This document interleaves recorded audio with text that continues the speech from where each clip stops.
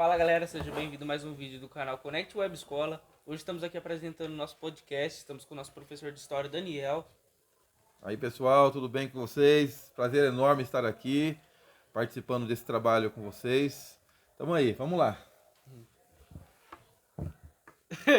Fala, Alifer. Opa, Se apresenta aí. eu sou o Alifer, faço parte do projeto aqui da PEI Maria Isabel e estamos aqui entrevistando o professor, né? Valeu. Estamos também com o nosso professor de História também, né? História também. De história. Olá pessoal, bom dia, boa tarde, boa noite. Sou o professor André. Eu, juntamente com a professora Denise, a gente somos aí, né, os colaboradores aí dessa galera aí, para a gente estar fazendo esse podcast com o professor Daniel. Professor, quanto tempo você já está nessa área? Professor de História. Já tem um tempinho, cara. Não tem muito não, era para ser mais, mas eu tô com uns 15 anos de janela aí de trabalho de professor de História. Eu tenho mais tempo de formação. Eu me formei em 2000, mas o meu objetivo era exercer a função de professor de História na minha igreja, né? Nas escolas da minha igreja. Mas depois o destino me levou para a sala de aula e já estou há 15 anos dentro da sala de aula. Até hoje. Estou aí. Firme e forte. Legal, Daniel. Só para dar início na conversa, Daniel, queria que você falasse sobre sua vida, cara. Como é que foi? Onde você nasceu? A sua composição familiar? Beleza. Então, pessoal, é o seguinte. Eu nasci em Presidente Prudente, no interior de São Paulo, lá na Alta Sorocabana. Sou de uma família pobre, né? Bem pobre mesmo. E a gente passou por muitos perrengues na vida, família muito grande, né? Eu integro uma família de 12 irmãos, né? E mais 2 netos que são como filhos pro meu pai, né? E então a gente viveu lá em Prudente com essa turma toda aí. Vocês sabem, né? Eu tô com 55 anos. Há 55 anos atrás, a vida não era tão simples e tão fácil como hoje, né? Hoje vocês têm uma vida bem mais tranquila do que naquela época. E aí, cuidar dessa turma toda, meu pai e minha mãe sofreram pra caramba. E a gente foi crescendo e foi também contribuindo de uma maneira ou de outra, né? Trabalhando aqui, acolá, né? Eu trabalho desde os 5 anos que eu me lembro, eu trabalho. Primeiro foi catando, hoje vocês falam material reciclável, né? O pessoal fala. Naquela época a gente falava catar papelão, isso aí, catar papelão. Só que naquela época é mais do que isso, era papelão, papel, osso seco, catar vidro, todas essas coisas. Então a gente catava, vendia e o dinheiro ia para a mãe para ajudar na despesa de casa. Então foi isso, essa vida dura aí. Professor, desculpa atrapalhar a sua história, mas como que foi a sua infância? A minha infância, cara, foi a mais linda e mais gostosa que uma criança da minha época pôde ter. Porque na minha época a gente ficava na rua mesmo. E a rua não era perigosa como é hoje. A rua era um lugar gostoso. A gente brincava na rua. A gente não ficava em casa. A gente ficava na rua brincando. Então tinha muita brincadeira, né, na rua. E campo, cara. Eu era louco por futebol. Então ficava jogando bola o tempo todo, né, na escola. Tudo que tinha na escola, eu joguei na escola, no mirim de futebol, de basquete, na escola. Então a minha infância foi uma infância muito gostosa mesmo, curti pra caramba. Ia pros rios tomar banho, né, nas lagoas. Ia roubar fruta no sítio pessoal. Quem nunca? Catar manga, sabe? Levar carreirão de boi, de cachorro. Então a minha infância foi desse jeito, bem legal, bem gostosa. E a escola, como que era? A escola era bem rígida naquela época, né? Não sei se vocês sabem, naquela época era um regime militar no Brasil. Embora estava já no meio, a gente sabe hoje, né? Que naquela época dava reguada na mão? Essa época? Ixi. Essa época dava reguada na mão. Eu tá nunca doido. recebi, não, cara. Sem brincadeira nenhuma. Eu até sou um pouco bagunceiro hoje, mas eu sempre fui um bom aluno, cara. Você acredita que quando era no 3º bimestre, eu já tinha fechado as notas. A minha mãe ia para a escola nas reuniões só para receber elogio. eu me lembro assim, a minha professora falando, o Daniel não tenho nada que falar dele não, é um bom aluno. Então, talvez por conta da religião também, né? Porque eu sou nascido na igreja, e aí a gente levava muito a sério essa questão de religião, era muito praticante, né? Então a gente tinha também bastante temor, obedecia muito os pais naquela época. Também se não obedecesse, levava um pau do caramba. Eu apanhei muito do meu pai e da minha mãe por conta de jogar bola, de ficar na rua jogando bola. Mas a vida, né, nesse sentido assim de escola foi muito legal. A gente respeitava muito o professor. Cara, eu sou do tempo de levar rosa, flor para professora, para às vezes uma aluna que a gente ficava apaixonado, aí levava flor para aluna. Era na minha época era assim, era muito romântica, muito legal, sabe? Não tinha essa WhatsApp. é verdade. Não tinha essa malícia de hoje. É verdade, não tinha. Viu, Daniel? Você falou aí da sua infância, da religião, tal, que era muito severo, né? Você apanhava porque você jogava bola, isso era considerado pecado, acredito, na época, né?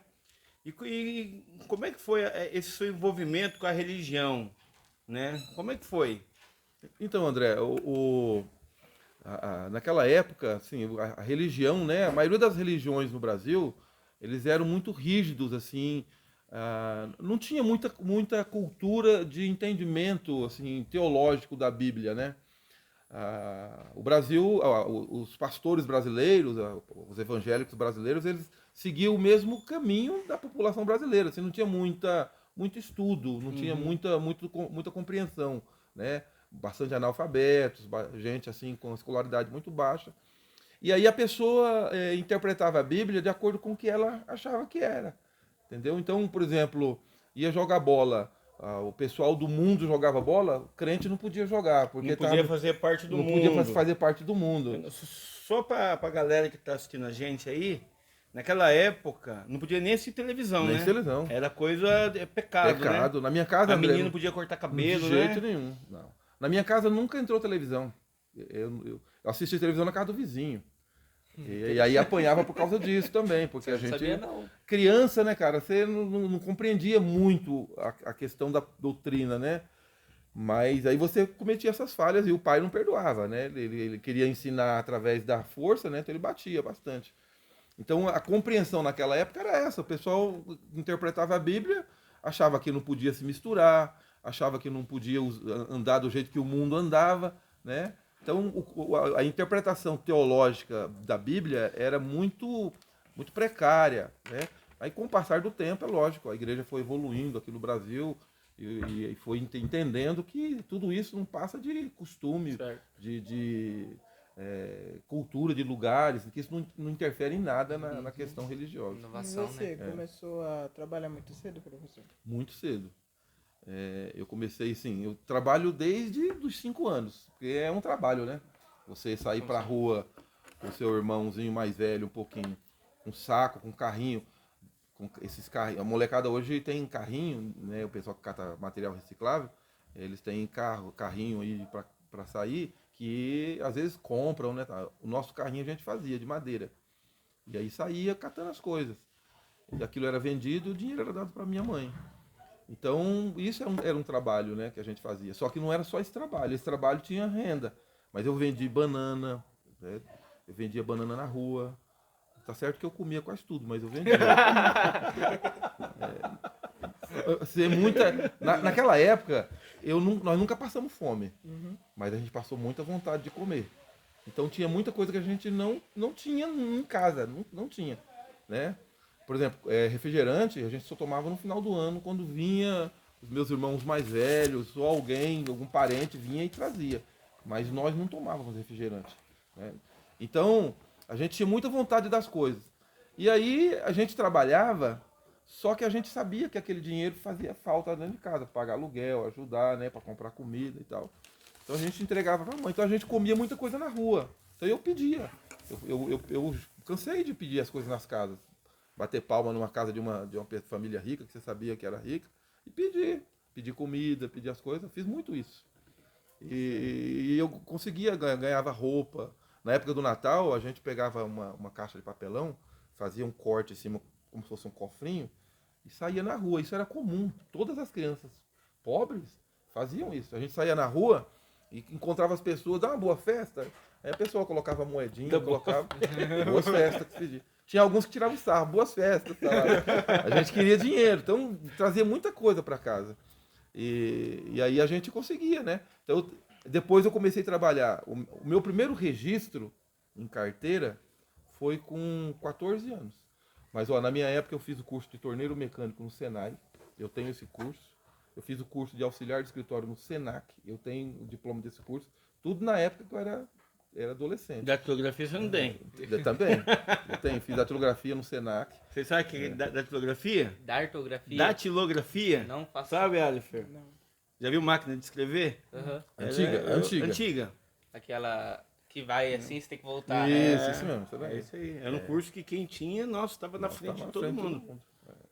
Ô, professor, como você vê hoje a escola e os jovens? Rapaz, é uma pergunta difícil de responder. Inspirada já percebemos, né? Porque para responder essa pergunta, você precisa também compreender o tempo histórico, né? As mudanças que houveram, né? Cada época é uma época, a gente tem que pensar nisso aí. Então não dá para você atribuir certos fatores, certas práticas de uma época, né? Por exemplo, igual meu pai batia em mim quando eu era criança porque eu jogava bola. Né? Eu, por exemplo, eu falava, mas teu pai era muito ignorante. Não é, que na época todo mundo fazia isso. Não era bem visto, Todos, né? Igual hoje é. todos os pais de evangélicos, todos, até os pais mesmo que não eram, que não queriam que os filhos ficassem, batiam. Era assim que era a época. Então não dá para você condenar. Então hoje, olhar para a escola hoje, né, é muito diferente. Assim, no resumão, eu vejo assim, hoje o aluno tem muita facilidade de aprender, é muito fácil, tem muito recurso, só que não valoriza como a gente valorizava na Tem época. pouco interesse, Pouco né? interesse. E só que tem uma coisa que é real. O resultado do interesse e do desinteresse é o mesmo. Isso não muda. Não existe fator histórico que mude isso. Se você se interessar por uma coisa hoje, você vai colher o resultado do seu interesse lá no futuro. Pra plantar, pra colher no Isso. futuro. Se você não se interessar, você também vai colher o resultado do seu desinteresse. Então, por exemplo, um aluno hoje que não estuda, que não quer saber de nada, quando ele for adulto lá na frente, ele vai sofrer. Só vem pra comer na Porque- escola, vai sofrer. Porque ele não se aprende, não se. É isso aí. Aí, ó. Vai só pra comer, não. É verdade. Mas assim, jogando para vocês esse papo aí. Como é que você vê o jovem e a escola hoje? Você e o Alifer. Querendo ou não, você vê muito desinteresse. Isso é real. Às vezes a gente mesmo tá tendo um desinteresse que a gente nem vê. A gente tem bastante oportunidades, como o próprio professor falou, só que não damos valores.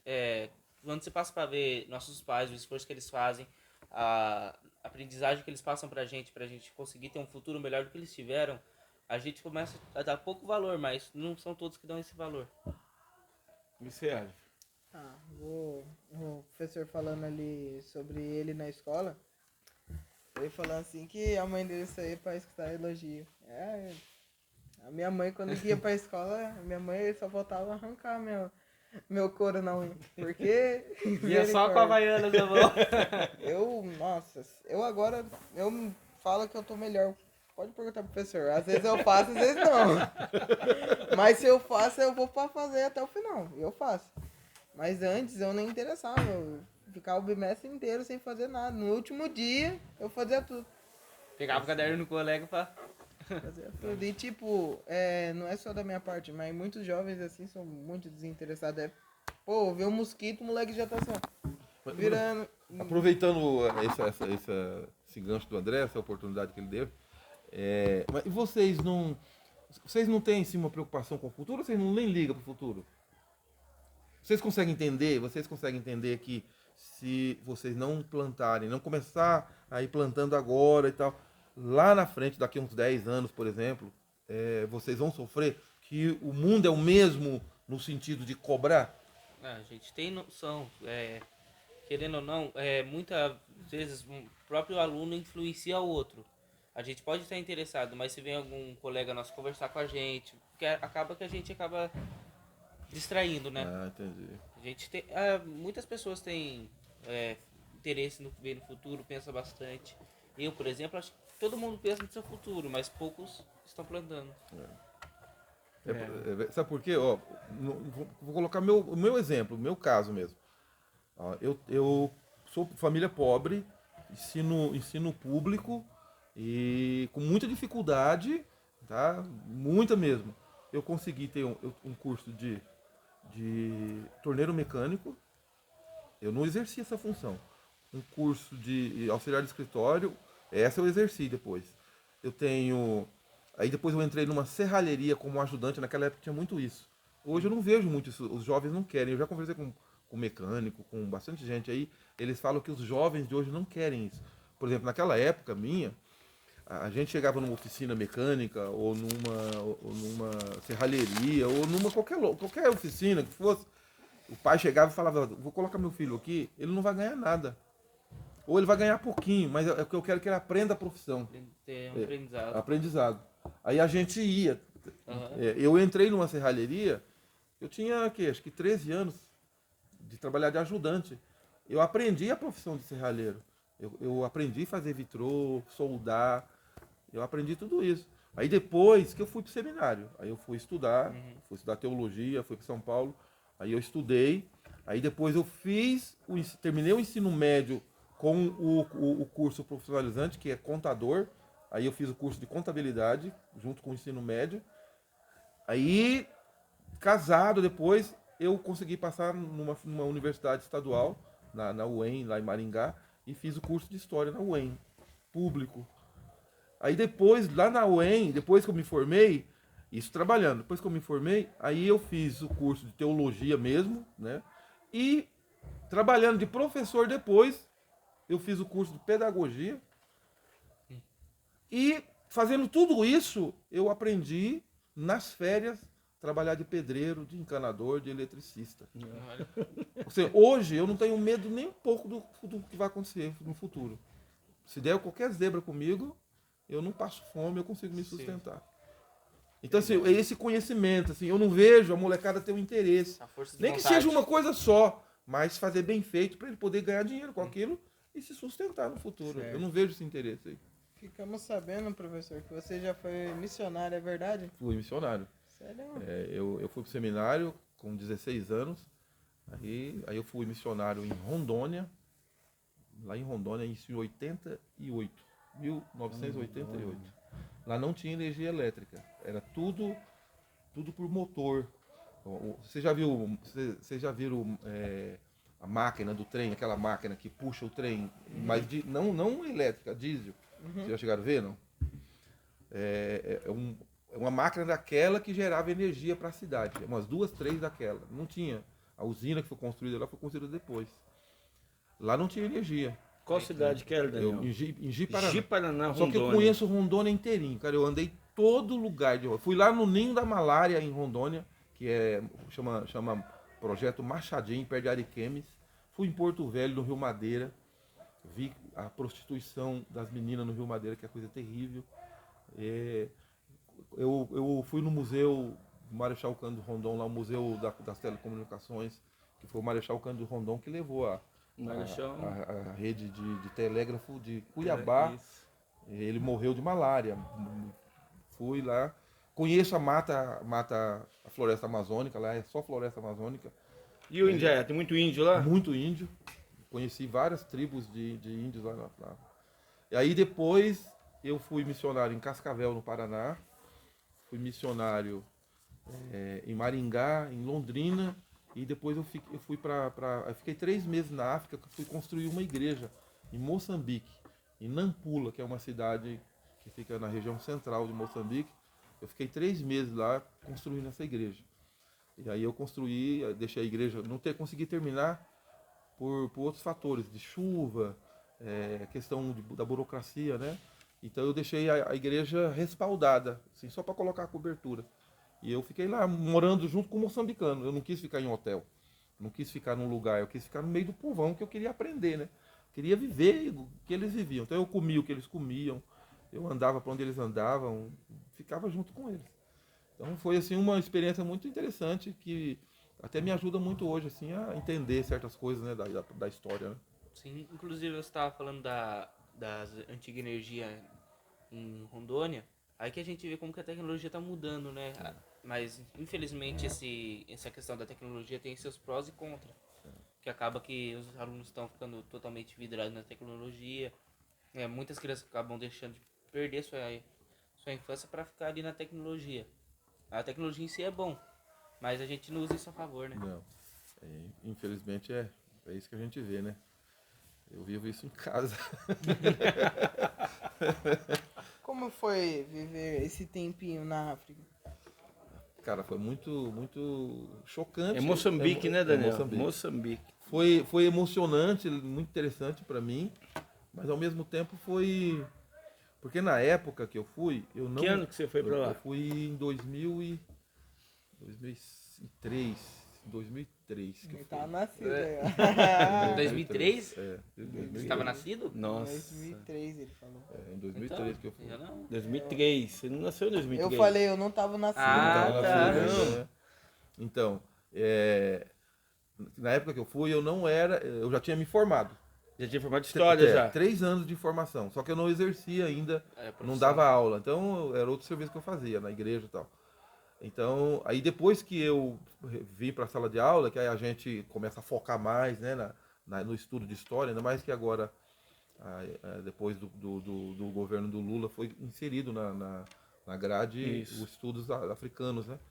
E aí depois você começa a associar, né, como é a África e como a gente estuda hoje ela aqui, né? Sabe por quê, Daniel? É legal você falar isso? Porque se a gente perguntar para os nossos alunos, como é que é a África para você na sua cabeça? Na minha cabeça é um povo, todos lá trabalhadores. Só que você fala África, ao momento que você fala África, todo mundo pensa que já vem pessoas negras, pessoas, né? Tudo ali querendo, estão com pouco, com sede, Pobreza, com fome, essas totalmente. É isso que vem, porque a mídia só nos passa isso. Isso. E é isso mesmo, Daniel? Então, veja só. A África é uma dinâmica muito grande. A África tem muita riqueza e tem muita pobreza. Não tem como negar, né? Tem muita riqueza e muita pobreza. A má distribuição, né, de renda lá é muito alta. Então você vê gente muito rica e gente muito pobre. A população toda é pobre. Porque lá não tem trabalho. Lá na África, assim. Eu fui em Moçambique, que é um país muito pobre. Então, Moçambique, Angola e outros países da África são muito pobres e é muito complicado. Muita seca, não tem investimento, não tem estrada, tá muito sofrimento. Mas tem países que são muito bons. Tem lugar de Moçambique que é muito legal. Maputo, por exemplo, uma cidade maravilhosa. A África do Sul, eu fui na África do Sul também, fiquei 5 dias na África do Sul, eu dei uma volta. A África do Sul é igual São Paulo. É movimentado igual São Paulo, aquelas avenidonas largas, de carro para todo lado, cada mansão, cada casa linda. Mas tem uma favela também que é terrível lá. Então, depende muito do seu olhar. Eu fiquei com os pobres, eu fiquei numa zona, num lugar lá que é de muita pobreza. Tinha violência, essas coisas? Não, violência não tinha. Chegou a ter, onde eu estava, era muito violento, mas aí eu fiquei sabendo que um delegado que assumiu lá a cidade pôs fim no negócio, só que ele pôs fim de uma maneira muito brutal. Ele matava tudo quanto era bandido, ele matava. Só que assim, à noite, né, fora do momento, ainda havia bastante violência, né? No dia a dia não tinha, não. Na cidade não tinha. Em todo lugar, né? Em todo lugar. Então, agora sim, lá a questão de saúde é muito precária, não tem trabalho, né? Só que aí A depois... saúde é pública lá, Daniel? É pública. Sim, Mas é pior do que a gente bem aqui. pior, nem se compara. Bem pior, não tem nem comparação. Quem tem dinheiro lá, aí vai para a África do Sul. Vai para Malawi, ou vai para a capital, que é Maputo, e para os hospitais particulares, né? Quem não tem, vai para os hospitais. Mas mesmo assim, André, é interessante. Por exemplo, lá tem um hospital lá. Aí a pessoa vai se tratar, tá ruim, vai lá para o hospital da cidade, que é, vamos dizer assim, um hospital público. Só que o cara tem que comprar o remédio. Pelo menos na época que eu estava lá, a pessoa tinha que comprar o remédio dela. A família tinha que levar comida para ela. Eu entrei no hospital para visitar, eu vi muita gente deitada no chão, pessoas em cadeiras. Infraestrutura quase não tinha um país. Não tinha. Estrada, rede de esgoto, água encanada. Não, nada disso. O que eu estava vendo era um princípio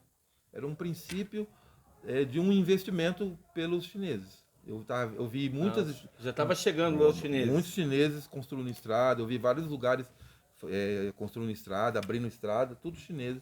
Eles que estavam fazendo esse investimento lá.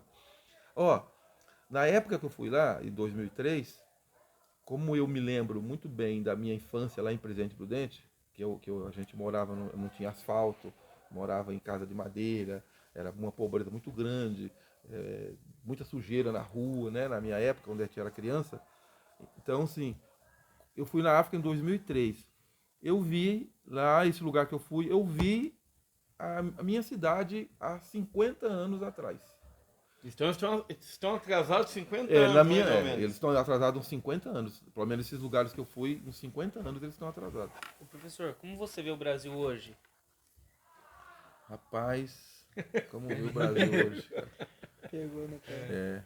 Eu vejo o Brasil um país extremamente rico, um país muito legal, assim, muito divertido, com um potencial enorme, igual eu vejo o Brasil igual eu vejo vocês hoje. Com tanta oportunidade nas mãos, com tanta coisa na mão, tanta chance e não valoriza. Só que a única diferença é que o Brasil, ele está nas mãos de pessoas que têm outros interesses. Talvez eles não querem fazer isso acontecer porque eles têm interesses próprios, né? Então, assim, os governos, o pessoal que está no poder, a impressão que tem, assim, é que eles não conseguem resolver os problemas que o Brasil tem porque vai atrapalhar alguma coisa. Pelo menos assim que a gente vê. Porque é impossível a gente olhar para o Brasil e falar assim, meu, com tanta tecnologia, com tanta gente rica, com tanto dinheiro, com tanta oportunidade, com tantos recursos, eles não conseguem resolver o problema da saúde? Eles não conseguem resolver o problema da segurança? Eles não conseguem resolver o problema da estrutura? Eles não conseguem resolver o problema da pobreza, da fome? Então, assim, alguma coisa está errada. Você percebe claramente isso. E aí a população tem um pouco de dificuldade, porque a gente só muda isso na eleição. E o brasileiro ainda tem dificuldade nessa que o Brasil situação. tem potencial, né? Mas... E aí, por exemplo, no caso de vocês, dos jovens hoje, né? O que eu vejo assim, o jovem, ele pode fazer essa mudança. Porque eu consegui, né? Não sei o André, por exemplo, mas eu consegui. Eu saí lá e consegui me formar numa universidade pública, disputadíssima. Entrei sem fazer vestibular, sem nada. Eu entrei. Então, assim, tem muita gente que consegue ser um médico no Brasil, com o ensino público. Tem gente que consegue sucesso com o ensino público, sendo pobre, consegue. Porque tem oportunidades. A pessoa tem que se esforçar, pegar esse caminho e... Né? Então depende muito da gente. Eu sei que tem coisa que não, mas depende. No caso do Brasil que você perguntou, existem fatores aí que a gente talvez não saiba muito bem o que está acontecendo, né? E aí a gente fica à mercê da mão desses governantes aí. Tá certo. Viu, Daniel? E a escola aqui, a PEI, cara? Qual é a sua opinião? Né? O que você está achando nesse terceiro ano já, né? Terceiro ano. Terceiro ano. O que você está achando da escola? Você acha que tem aí, vamos dizer aí, um futuro de sucesso? Se é o caminho realmente? Então, André, a gente teve uma dificuldade aqui na PEI. É uma coisa interessante, porque a gente se apoia nesse discurso, né? Que quando montou a nossa escola aqui, entrou a pandemia. E nós não tivemos um tempo para continuidade. Só que esse discurso, para mim, ele está começando a ser desmontado.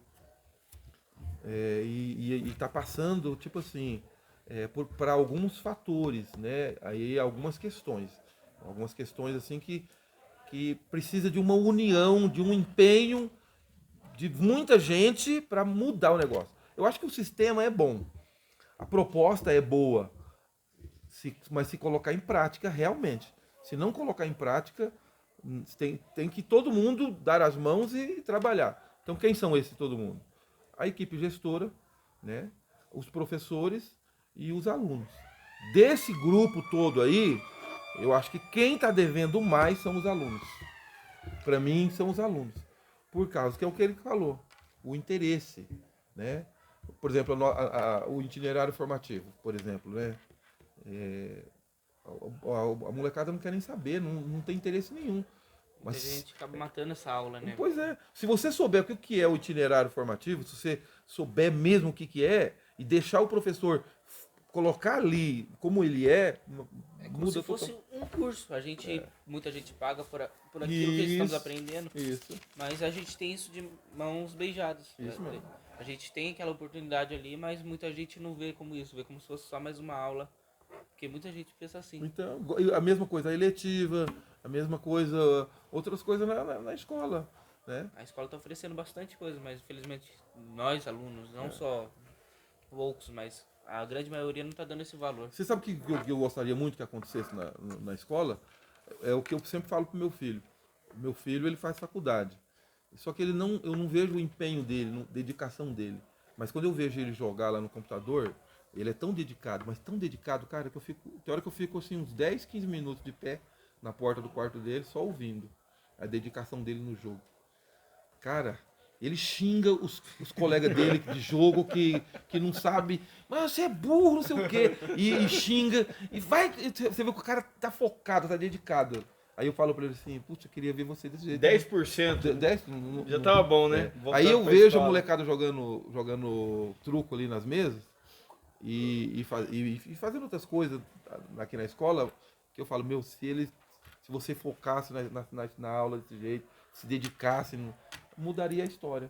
Então o que está faltando é essa dedicação, essa vontade. Tá?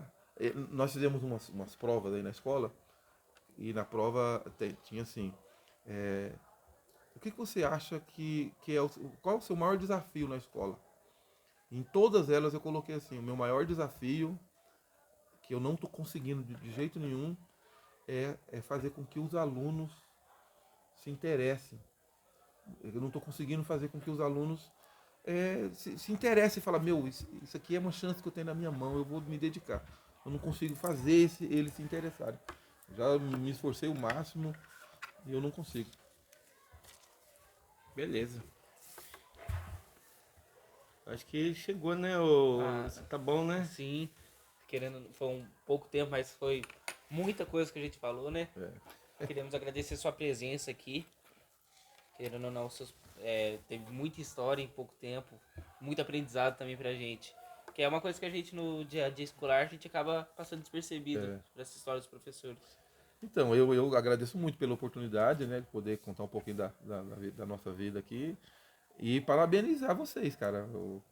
Vocês aí que montaram essa eletiva, né, essa ideia, né, eu acho que isso deve continuar.